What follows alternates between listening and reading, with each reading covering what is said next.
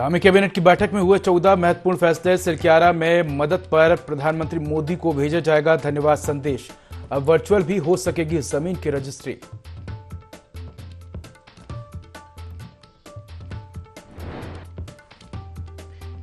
एक दिन में सर्वाधिक जीआई प्रमाण पत्र प्राप्त करने वाला उत्तराखंड बना पहला राज्य। सीएम धामी ने 18 जीआई प्रमाण पत्रों का किया वितरण।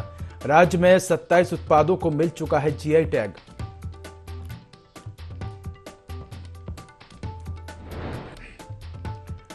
तीन राज्यों में मिली हार से कांग्रेस हताश। प्रदेश अध्यक्ष करण माहरा ने हार का ठीकरा ईवीएम पर फोड़ा। कहा बीजेपी से ज्यादा कांग्रेस को मिले वोट।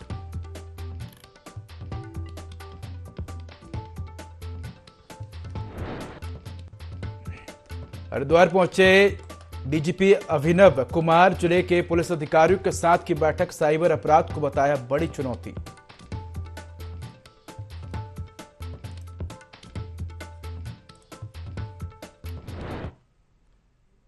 नमस्कार, मैं उदय। देवभूमि लाइव में आपका स्वागत है। बुलेटिन की शुरुआत करेंगे तमाम बड़ी खबरों के साथ। मुख्यमंत्री पुष्कर सिंह धामी की अध्यक्षता में मंत्रिमंडल की बैठक हुई, जिसमें कुल 14 प्रस्ताव पर सहमति बनी। हालांकि बैठक के दौरान प्रधानमंत्री नरेंद्र मोदी को धन्यवाद प्रस्ताव देने को लेकर भी चर्चा की गई, जिसके तहत टनल हादसे में 41 मजदूरों को सकुशल निकालने, 3 राज्यों में भाजपा की बड़ी जीत और उत्तराखंड राज्य को 38वें राष्ट्रीय खेल की मेजबानी मिलने पर प्रधानमंत्री नरेंद्र मोदी को धन्यवाद प्रस्ताव भेजा जाएगा।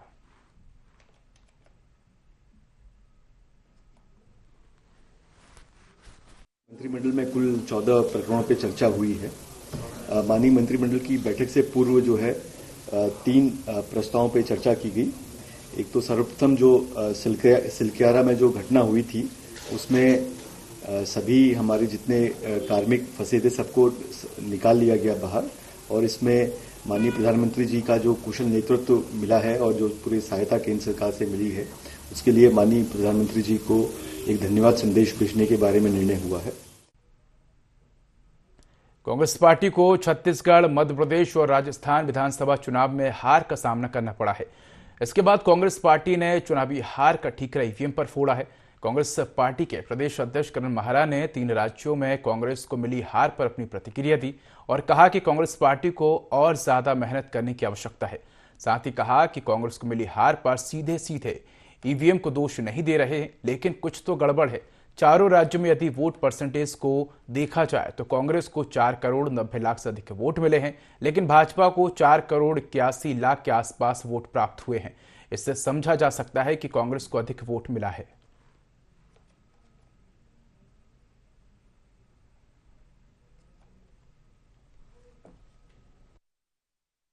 और ज्यादा पेनिट्रेट करने की आवश्यकता है। दूसरा, ईवीएम को मैं सीधे तो नहीं कहूंगा, लेकिन कुछ ना कुछ तो है। मुख्यमंत्री हार जाता है एक स्टेट का और उसका प्रदेश अध्यक्ष हार जाता है और सरकार उनकी बन जाती है। एक स्टेट में उप मुख्यमंत्री हारता है और स्टेट में गवर्नमेंट बन जाती है। छोटे छोटे राज्य किसी और को दे दिए जाते हैं और बड़ा खेल अपनी तरफ हो जाता है। कहीं ना कहीं तो है, लेकिन वोट परसेंटेज को देखकर मैं थोड़ा उत्साहित भी हूँ, क्योंकि टोटल चारों राज्यों के अगर वोटों की आप गिनती देखें तो कांग्रेस को 4 करोड़ 90 लाख कुछ हजार वोट पड़े हैं, 91 लाख कुछ हजार वोट पड़े हैं। वहीं बीजेपी को 4 करोड़ 81 लाख के आसपास वोट पड़ा है। तो इसका मतलब है कि वोट कांग्रेस को ज़्यादा पड़ा है। और जिन राज्यों में हम हारे वहाँ परसेंटेज जो डिफरेंस है वो हार्डली 2%, 3%, 3.5% का डिफरेंस है। तो ये पाटा जाना बहुत कठिन नहीं होगा, लेकिन उसके लिए बहुत मेहनत करनी पड़ेगी। हरिद्वार के बहादुराबाद स्थित मां Saraswati public senior secondary school में प्रदर्शनी का आयोजन किया गया। छात्र छात्राओं ने विभिन्न प्रकार के विज्ञान से संबंधित मॉडल्स के साथ साथ आर्ट एंड क्राफ्ट पर भी मॉडल बनाकर प्रतिभा का प्रदर्शन किया। स्कूल के छात्र छात्राओं ने सांस्कृतिक प्रोग्राम प्रस्तुत कर अभिभावकों और अतिथि गणों को मंत्रमुग्ध कर दिया। कार्यक्रम में मुख्य अतिथि नगरपालिका अध्यक्ष राजीव शर्मा, IIT रुड़की के प्रोफेसर भावेश भलेजा उपस्थित रहे। स्कूल के प्रबंधक अमित चौहान ने कहा कि वैज्ञानिक युग में बच्चों की कला को देखकर अतिथिगण और अभिभावक अभिभूत हुए हैं। मां सरस्वती पब्लिक स्कूल में वार्षिक एग्जीबिशन, जिसको प्रदर्शनी कहते हैं, उसका आयोजन किया गया। इसमें 6, 7, 8, 9 और 11 के बच्चों ने पार्टिसिपेट किया है। ये सभी सब्जेक्ट की है। इसमें हिंदी, इंग्लिश भी सब्जेक्ट को लिया गया है और साइंस तो होता ही है एग्जीबिशन में, SST भी है, इसमें हर सब्जेक्ट को कवर किया गया है। और बच्चों ने जहां एक तरफ रोबोटिक्स के द्वारा कैसे वो आने वाले भविष्य में क्या क्या कर सकते हैं वो दिखाया, तो दूसरी तरफ गीता के उपदेश भी बच्चों ने बताए हैं कि कैसे हमारा जो इतिहास रहा है वो कितना गरिमापूर्ण रहा है और कैसे उसने पूरे विश्व को लीड किया है। विकसित भारत संकल्प यात्रा कार्यक्रम का मारखम ग्रांट ग्राम पंचायत में आयोजन हुआ। केंद्र और राज्य सरकार की लाभकारी योजनाओं के लाभार्थियों से विधायक और ग्राम प्रधान ने संवाद स्थापित किया। कार्यक्रम में ग्राम प्रधान परमिंदर कौर के साथ अल्पसंख्यक आयोग के सदस्य परमिंदर सिंह बाबू और ब्लॉक के अधिकारी मौजूद रहे। विभिन्न विभागों ने स्टॉल लगाकर योजनाओं की ग्रामीणों को जानकारी दी। भारत संकल्प यात्रा का हमारे मारकम ग्रांट में आयोजन किया जा रहा है, जिसमें हमारे बहुत से विभिन्न से हमारे पदाधिकारी अधिकारी सब यहाँ पर उपस्थित हुए हैं और विभिन्न कृषि विभाग और हमारा खाद्य नागरिक पूर्ति विभाग और सभी विभागों के अधिकारी भी यहाँ पर उपस्थित हुए हैं और सभी अपने विभागों की जानकारी दे रहे हैं। और मान लिया किसी भी हमारे क्षेत्रवासी को कोई समस्या है तो उसका भी निराकरण कर रहे हैं। यही है कि हम भारत को 2047 तक आत्मनिर्भर और विकसित राष्ट्र बनाने के सपनों को साकार करेंगे। सबसे संवाद किया जा रहा है और प्रधानमंत्री जी डायरेक्ट जुड़ रहे हैं इसमें। और सबसे संवाद, किसी को आवास योजना मिली है, किसी को आयुष्मान कार्ड मिला है, किसी को गैस के कनेक्शन मिले हैं, सभी से संवाद किया जा रहा है और सभी की समस्याएं यहीं पर निपटाई जा रही हैं। लैंसडाउन विधायक दिलीप सिंह रावत का एक वीडियो सोशल मीडिया पर जमकर वायरल हो रहा है, जिसमें विधायक परिवहन अधिकारी से गाली गलौज करते हुए दिखाई दे रहे हैं। साथ ही सिद्धबली मेले के दौरान एक युवक को मारते पीटते भी दिखाई दे रहे हैं। वीडियो वायरल होने के बाद कांग्रेस ने मुख्यमंत्री से मामले में कार्रवाई की मांग की है। मामले पर कांग्रेस प्रदेश सचिव प्रवेश रावत ने कहा कि परिवहन अधिकारी हरीश सती ईमानदार अधिकारी हैं। ऐसे अधिकारी के साथ बदसलूकी करने पर विधायक को माफी मांगनी चाहिए।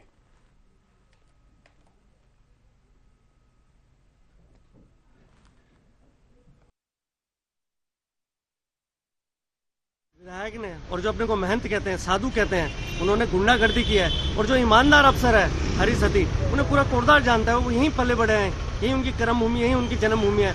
और उन्होंने जो खनन कार्यों में ताबड़तोड़ कार्रवाई की है, तो इनका कमीशन रुक गया है और कमीशन रुकने से बौखला के इसलिए उनके साथ गुंडागर्दी कर रहे हैं। वो एक ईमानदार अधिकारी हैं और जब तक माननीय मुख्यमंत्री अपने ऐसे अवृद्ध और जो गुंडागर्दी सरेआम कर रहे हैं सड़क पर, उन जनप्रतिनिधि के खिलाफ कार्रवाई नहीं करते थे, कांग्रेस पार्टी चुप्पी बैठेगी, इसके खिलाफ धरना प्रदर्शन करेगी और जब तक वो उस माफी नहीं मांग लेते तब तक हम पीछे नहीं हटेंगे। लालकुआ विधानसभा क्षेत्र के बिंदु खत्ता में कई विकलांग अपने प्रमाण पत्र बनवाने के लिए दर दर की ठोकरें खा रहे हैं, जिनमें से बिंदु खत्ता के विकलांग मदन सिंह बिष्ट भी हैं, जिनका 3 साल पहले एक्सीडेंट हो गया था। उस दौरान 3 ऑपरेशन हुए, उसके बावजूद अपना पैर नहीं बचा सके। घर में माता पिता के साथ ही पत्नी का देहांत होने के बाद आर्थिक स्थिति बिगड़ती चली गई। ऐसे में 3 सालों से अपना विकलांग प्रमाण पत्र बनवाने के लिए कई बार अस्पतालों के चक्कर लगाए, लेकिन आज तक विकलांग प्रमाण पत्र नहीं बना। यही नहीं, 6 महीने पहले आर्थिक सहायता के लिए क्षेत्रीय विधायक से गुहार लगाई, लेकिन कोई नतीजा नहीं निकला।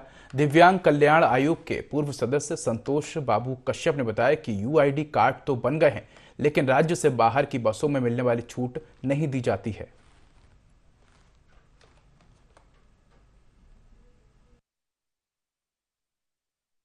2021 दिसंबर को मेरा एक्सीडेंट हुआ ऑल्टो से, जब ड्यूटी से घर आया था। 4 जगह हड्डियां टूट चुकी है और एक्सीडेंट रात को शाम को 6 बजे 6:30 बजे करीब हुआ। 4 बार ऑपरेशन हो चुका है और मेरा विकलांग सर्टिफिकेट नहीं बन पा रहा है।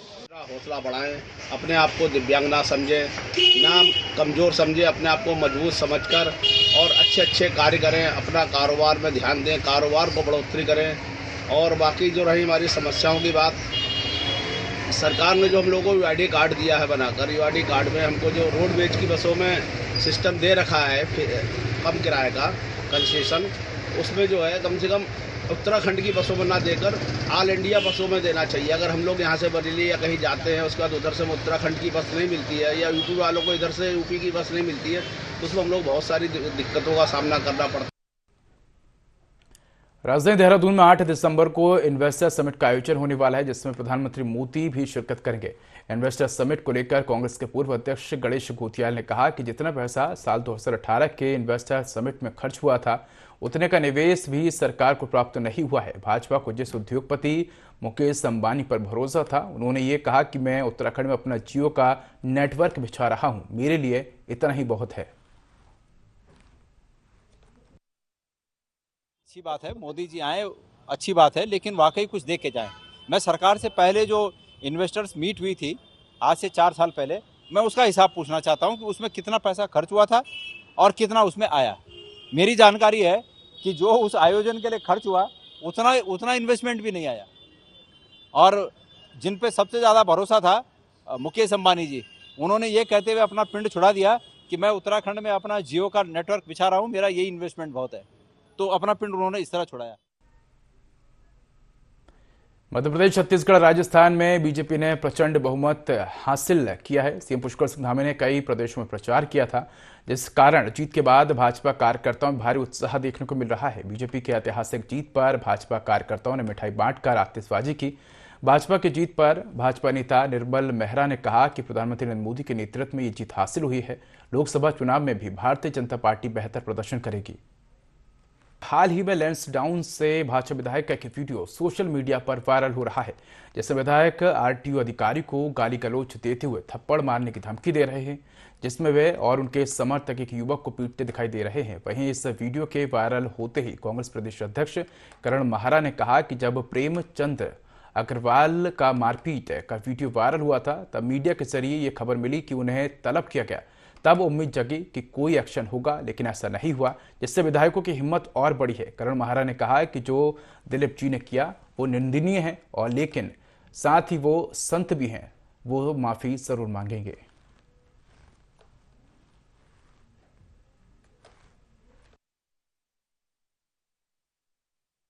कैबिनेट मंत्री ने एक व्यक्ति को पीटा था और समाचार आया कि साहब तलब कर दिया, कुछ आज धामी जी कुछ करेंगे, लेकिन वो तलब ही तलब हुआ और हुआ कुछ नहीं मंत्री जी का।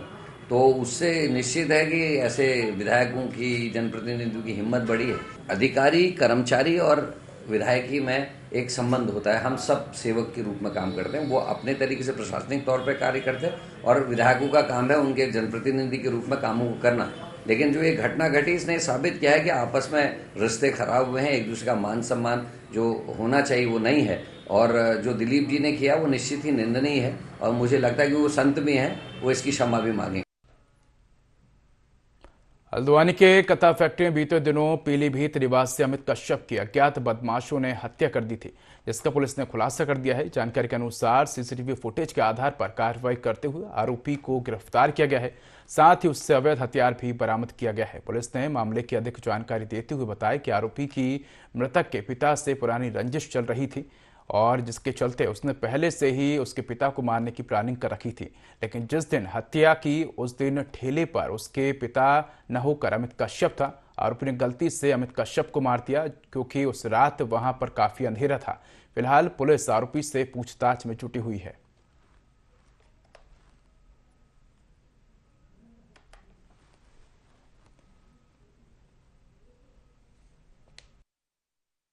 एरिया में एक युवक अमित कश्यप की किसी ने धारदार हथियार से चोट करके और हत्या कर दी थी। तो इसमें हमारी जो इन्वेस्टिगेशन शुरू हुई और एफआईआर रजिस्टर करने के बाद में जो तथ्य है उनके आधार पर एक अभियुक्त जो है अरुण कश्यप, उस पर पुलिस का संदेह गया। अरुण कश्यप को जब गिरफ्तार किया तो उसने ये जुर्म है करना स्वीकार किया गया, और उसके कब्जे से जो हत्या में प्रयुक्त जो हथियार है वो भी बरामद कर लिया गया है। देखिए, मृतक और अभियुक्त दोनों की जो पत्नियां वो आपस में बहनें हैं। जनपद उत्तरकाशी में मौसम ने एक बार फिर से करवट बदली है। ऐसे में जंगली जानवरों का खतरा भी बढ़ने लगा है। ताजा मामला उत्तरकाशी के नजदीकी क्षेत्र का है, जहां हिना गांव में भालू के हमले से महिला गंभीर रूप से घायल हो गई। महिला को जिला चिकित्सालय में भर्ती करवाया गया है, जहां महिला का इलाज जारी है।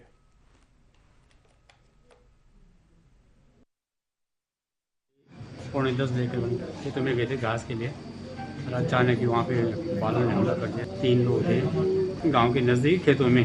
प्रशासन ये चाहते हैं कि जो वहाँ पे जंगली जानवर इनके गांव में सुरक्षा की जाए।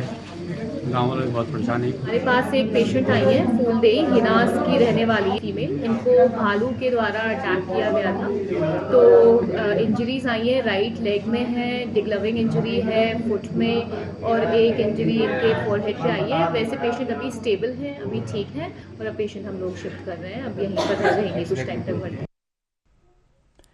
उत्तरकाशी में मौसम ने एक बार फिर से करवट ली है और ठंड में इजाफा होने से मौसमी बीमारियां भी बढ़ गई हैं। सर्दी के मौसम में बीमारियों के मद्देनजर डॉक्टरों ने एडवाइजरी जारी की है। डॉक्टरों का कहना है कि सीमांत जनपद के अधिकांश क्षेत्र भारी बर्फबारी के चलते संपर्क मार्ग से कट जाते हैं। ऐसे में सावधानी बरतना जरूरी है। जैसे देखने में आ रहा है कि उत्तरकाशी में तापमान थोड़ा कम हो गया है, सर्दियां आ गई हैं, तो ऐसे में हमारे पास जो सर्दी खांसी जुकाम बुखार ऐसे बच्चे जो हैं वो केसेस काफ़ी बढ़ गए हैं। ठीक है, जिनको हम LRTI फेरेंजाइटिस ये होता है, ये थोड़े केसेस काफ़ी बढ़ गए हैं। तो ऐसे में हमें ज़रूरत है कि हम जो है बच्चों को और अपने बच्चों को और अपने आप को सर्दियों से थोड़ा सा बचाएं। कोशिश करें कि जो है अपना बाहर निकलते हैं तो अपने अच्छे तरीके से गर्म कपड़े पहने, ठीक है, सर पे टोपी, ग्लव्स ये सब पहन के निकलें।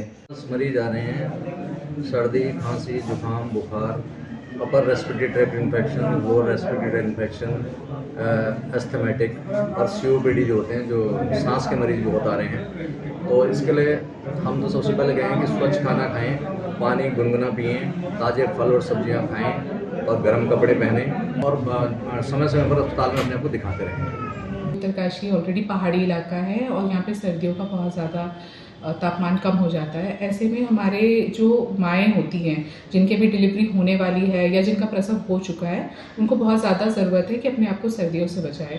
और ये चीज़ सिर्फ सर्दियों से बचाना, सिर्फ बाहरी से बचाना ज़रूरी नहीं होता है। अच्छे पोषण वाले खाने से, आयरन, कैल्शियम से, सब चीज़ें ही ओवरऑल पूरी ज़रूरत होती है। तो क्योंकि जब माएँ स्वस्थ रहेंगी तो बच्चों को भी अच्छे से दूध पिला पाएंगी और बच्चों की भी उतनी ही देखभाल कर पाएंगी। तो ये बहुत ज़रूरी चीज़ है कि वो अपने आप को, और जब सर्दी जुकाम थोड़ा सा भी लगे तो तुरंत अस्पताल में संपर्क करें और अपने आप को अच्छे से पूरा चेकअप कराएं, पूरी ही अपनी जांच कराएं कि वो आगे चल के ना बढ़े। देहरादून में होने वाली इन्वेस्टर समिट की तैयारियां जोरों पर हैं। समिट 8 और 9 दिसंबर को होगी, जिसमें प्रधानमंत्री मोदी भी शामिल होंगे। समिट को देखते हुए पूरे शहर को सजाया जा रहा है। अतिक्रमण के खिलाफ भी लगातार कार्रवाई की जा रही है।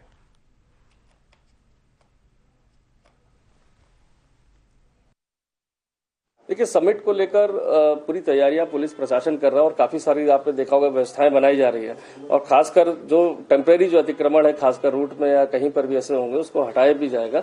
और साफ सफाई की व्यवस्था के साथ साथ आपने देखा होगा जिला प्रशासन के साथ मिलकर पुलिस भी इसमें और जो भी विभाग है सभी लोग इसमें दिन रात लगे हुए हैं। और इस तरह का स्थायी अतिक्रमण जो भी कहीं रूट पर होगा उसको भी हटाने की कार्रवाई प्रारंभ कर दी। उत्तराखंड के DGP अभिनव कुमार हरिद्वार दौरे पर पहुंचे, जहां उन्होंने मेला नियंत्रण भवन में पुलिस अधिकारियों की बैठक ली। इस दौरान DGP अभिनव कुमार ने कहा कि प्रदेश को नशा मुक्त बनाने के लिए पुलिस लगातार जुटी हुई है। साइबर अपराध को भी पुलिस बड़ी चुनौती मानकर चल रही है। पब्लिक की समस्या है, खासतौर से traffic related, cyber crime related, महिलाओं के प्रति अपराध रिलेटेड, उनको दूर करने के लिए हमें एक प्रभावी कार्य योजना बना के कार्रवाई करनी है। ये डेफिनेटली ड्रग्स फ्री उत्तराखंड और साइबर क्राइम हमारे लिए बहुत बड़ी चुनौती है। और मैं नहीं समझता कि ये चुनौती जिस तरीके की है कि रातों रात हम इनका कोई आसान सोल्यूशन ढूंढ लेंगे। इन पे हमें बहुत व्यापक तरीके से काम करना है, बहुत सिस्टमेटिक तरीके से काम करना है। ट्रेनिंग हमें अपने कर्मचारियों को देनी है, क्योंकि इसमें ट्रेनिंग का मैं समझता हूँ निचले स्तर पे अभाव भी है। ट्रेनिंग देनी है, उनको सेंसिटाइज करना है, और लेकिन दोनों ही क्षेत्रों में पब्लिक में भी जागरूकता लानी है। ड्रग्स फ्री उत्तराखंड में हमें कोशिश करेंगे कि NGOs के साथ पार्टनरशिप करके नशा मुक्ति केंद्रों में कई सारे जो इस प्रकार की समस्या झेल रहे हैं उनको कैसे उनका इलाज कराया जाए। इसी तरह से साइबर क्राइम में भी जो सिविल सोसाइटी है उसके अंदर भी और अवेयरनेस लाए। देहरादून में जिलाधिकारी ने जनता दरबार लगाया, जिसमें करीब 108 शिकायतें आई। कई शिकायतों का त्वरित निराकरण किया गया, जबकि कुछ शिकायतों को लेकर संबंधित अधिकारियों को निर्देशित भी किया गया।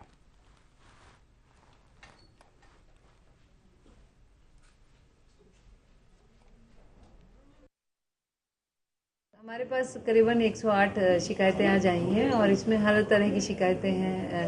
सीनियर सिटीजन्स भी थे, बिजली, पानी, आपदा और लैंड के अगर कोई प्राइवेट लैंड के डिस्प्यूट हैं उस तरह की भी शिकायतें आई थी। तो हम लोगों ने हमारे जितने भी अधिकारी जुड़े हुए थे उनको इंस्ट्रक्शन दे दिए तत्काल कार्रवाई करें।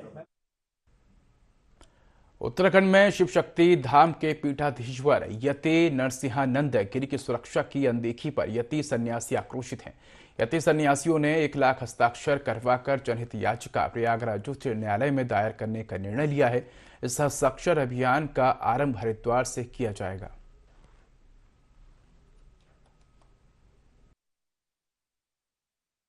परम पूज्य गुरु जी यति नरसिंहागिरी महाराज जी के मानव इतिहास में जितना बड़ा इनाम इस्लामिक जिहादियों ने रखा है, आज सुरक्षा के नाम पे बिल्कुल शून्य है। इसलिए हम सभी यति से हमारे गुरु भाई एक यहाँ से पदयात्रा आरंभ करेंगे, लेकिन उससे पहले संपूर्ण हरिद्वार के संतों के पास जाएंगे और जाकर के लगभग 1 लाख पत्र हस्ताक्षर करवा करके और फिर पदयात्रा प्रारंभ करेंगे और दिल्ली अमित शाह जी के पास पहुंचकर गृह मंत्री जी हैं उनसे हम सुरक्षा की गुहार Z+ के लिए हम मांग करेंगे गुरु जी की सुरक्षा के लिए। हम लोग महामंडलेश्वर गुरु यति नरसिंहानंद गिरी जी के शिष्य हैं, श्री पंचदशनाम जूना अखाड़े से। और हमारा जो आज प्रेस यहाँ पे प्रेस कॉन्फ्रेंस करने का जो उद्देश्य है वो उद्देश्य है कि हम लोग हरिद्वार में आए हैं, धर्म की नगरी में, और यहाँ पे जितने भी हमारे धर्माचार्य हैं, जितने भी हमारे मठाधीश हैं, हम उनके चरणों में जा रहे हैं अपने गुरु जी की सुरक्षा के गुहार लेके कि हमारे गुरु जी को Z+ सुरक्षा मिलनी चाहिए, क्योंकि वर्ल्ड के जितने भी आतंकवादी हैं, जितने भी आतंकवादी संगठन हैं, उन सबके टारगेट पे हमारे गुरु जी हैं। मुख्यमंत्री पुष्कर सिंह धामी ने सीएम आवास में GI प्रमाण पत्रों का वितरण किया। उत्तराखंड देश का पहला राज्य है जिसे एक दिन में सबसे अधिक 18 GI प्रमाण पत्र मिले हैं।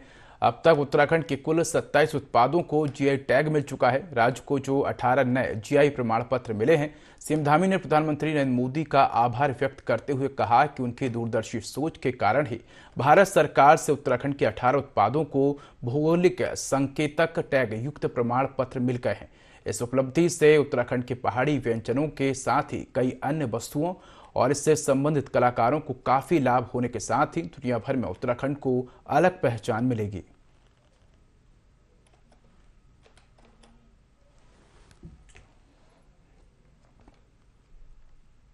मध्य प्रदेश, राजस्थान, छत्तीसगढ़ में भाजपा ने प्रचंड जीत हासिल की है, जिसको लेकर प्रदेश के पूर्व मुख्यमंत्री हरीश रावत ने कहा है कि विधानसभा का चुनाव परिणाम चौंकाने वाला है, क्योंकि ऐसा लग रहा है कि मध्य प्रदेश में वोटिंग मशीन में सिर्फ भाजपा ही भाजपा थी, लेकिन जमीन पर यह लग रहा था कि मध्य प्रदेश में भाजपा हारने वाली है।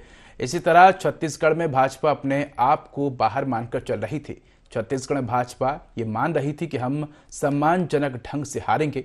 फिलहाल उन्होंने तीनों राज्यों में चुनाव नतीजे के बाद भाजपा को बधाई दी। वहीं तेलंगाना में आए चुनाव परिणामों को लेकर तेलंगाना की जनता को बधाई दी।